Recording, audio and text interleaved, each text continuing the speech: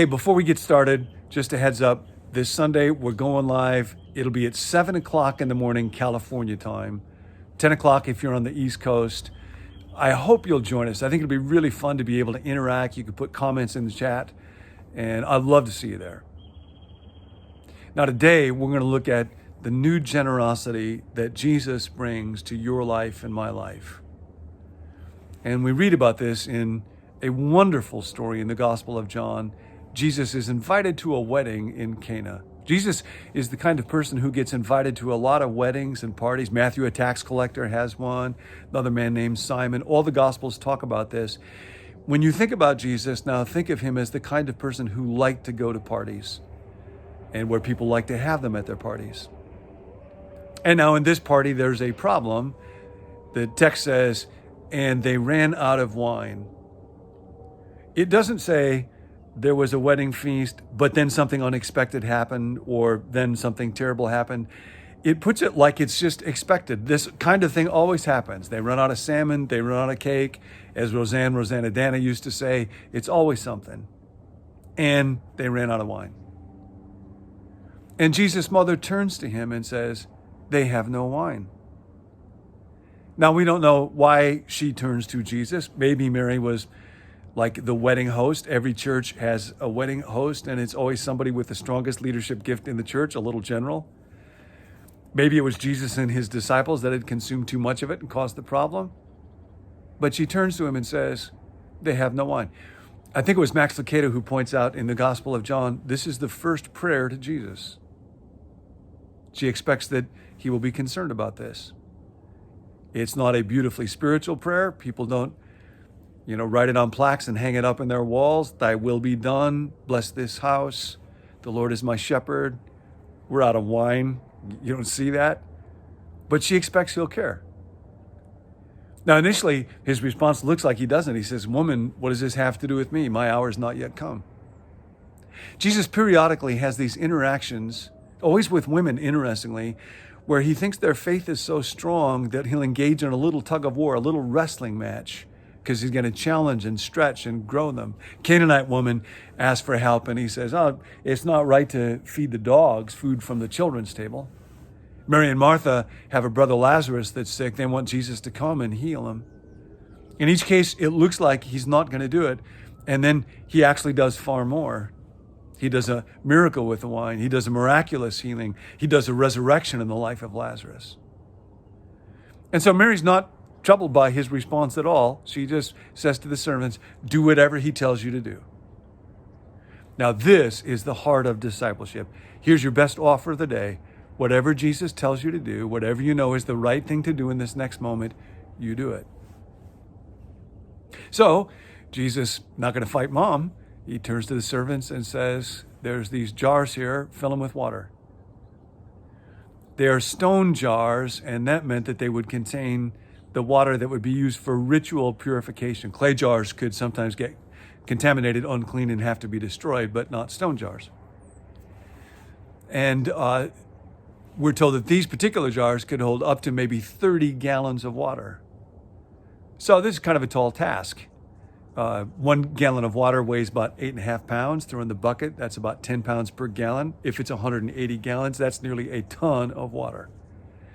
But we're told the servants fill the jars in this little phrase John adds, to the brim. Now, almost a ton of water. If I was a servant, I think I'd be inclined to say, I want to just try to get by with what looks appropriately, adequately filled. They do what Jesus says, here's the phrase, and then some. They could have tried to get by with the minimal, and then they would have gotten a minimal miracle. They do what Jesus asks, and then some. Jesus says, now draw some and take it to the wine steward, and they do, and it's the best. The steward's amazed. Steward doesn't know where the wine's come from. The bridegroom doesn't know where the wine has come from. The people on top don't know. The servants know, because Jesus invites them to be a part of the work that he is doing. They go home that night, and their spouse or roommate or whoever asks, what happened at work today? Well, kind of an interesting story. Wonder maybe what happened to their faith in this man who had been invited to the party. Now, here's the point. Nobody expected this. Even Mary, when she asked Jesus to help, the expectation would be he'd run down to Bevmo and get a couple of gallons of $2 chuck. He doesn't get a couple of gallons, he gets nearly a ton. He doesn't give $2 chuck, he gives the best wine they'd had yet, something that is of miraculous vintage. Jesus does what you might expect him to do, and then some. And this is the first sign. This is what life is like in the kingdom of God. In the early days of the church, people associated this with Jesus' connection to creation. At creation, God did not make one tree, one mountain, one bird. He made one tree and then some. He made one bird and then some. Teeming, swarming, that's the nature of creation. And then we see that at work here. Augustine has a wonderful line about this miracle. He says, actually, God is just as involved in the creation of wine all the time as he was here at the wedding. Normally it happens because he sends rain to water the earth and then to make vines grow, and then they produce grapes, and then wine comes out of the grape. It's just as miraculous. It's just that because it happens every year, we don't wonder at it. Augustine says it has lost its marvelousness because of its constant recurrence. But not a day we marvel. We wonder at the goodness, the lavishness of our Creator God. And Jesus says, so now I want you to be an and then some kind of person. Not just because it's a good or positive thing to do, but because you're now living in the kingdom of God. So you trust that God will take care of you. So you do what I ask and then some. Somebody asks you to go with them 1 mile, go with them 2. Go with them 1 mile and then some. Somebody asks for you to give them your cloak, give them your cloak and the shirt off your back. Give them what they asked for and then some. This is not a law. It's not something that's mechanical. It's living in the kingdom of God. I'll tell you a wonderful story about this. There's a man, Paul Kim, who was a friend of mine, and he passed away recently. And it was so sad. He had just this incredible generous heart. He was an absolute character, and he loved to give. He would take me golfing sometimes, and one time he looked and I would wear a dress belt. He said, why do you always wear a dress belt? And I said, where's your golf belt? I don't have one. Next time that we golfed, he gave me a golf belt. I have it on right now. One time after that, we went golfing and I didn't have a driver in my bag. He said, where's your driver? And I said, it sounds weird. I think somebody took it. Next time we went golfing, he gave me a driver. Next time I just Ubered to the golf course and he asked, where's your car? And I said, oh, it sounds weird. I think somebody took it. He didn't do anything that time. He's not stupid. But he just loved to give.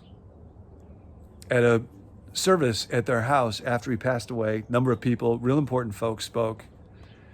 And then after them, his gardener came and talked about the difference that Dr. Kim made in his life. After the first time he had done some work there, Paul asked him for an invoice, and he just got out a pen and a scrap of paper and scribbled something down. And Paul said, you come back tomorrow and I'll pay. And he came back the next day, and Paul had that scribbled invoice, but then he had a box. And inside it, he had stationery that had been carefully printed and business cards and an invoice that had been neatly typed. And he said to Javier, now, this scribbled piece of paper is the work of somebody who is kind of desperate and kind of frightened and just hoping to make ends meet. This is what would be done by somebody who is proud of their work and glad to be able to take care of their family and cares for their clients. Which do you want to be? And he said, I want to be that one. And so Paul bought him a phone and a computer. Paul paid the bill and then some. So now, today, live an and then some kind of day. When you're at work, do what's expected of you and then some. Around the house, with a spouse, with a family member, serve them and then some. When you pray for somebody, pray for them and then some. When you give to someone, give and then some. Jesus forever changed those jars. They used to hold water for purification. That wouldn't be needed anymore. Why? Because he went to the cross. He paid the price for our forgiveness and then some.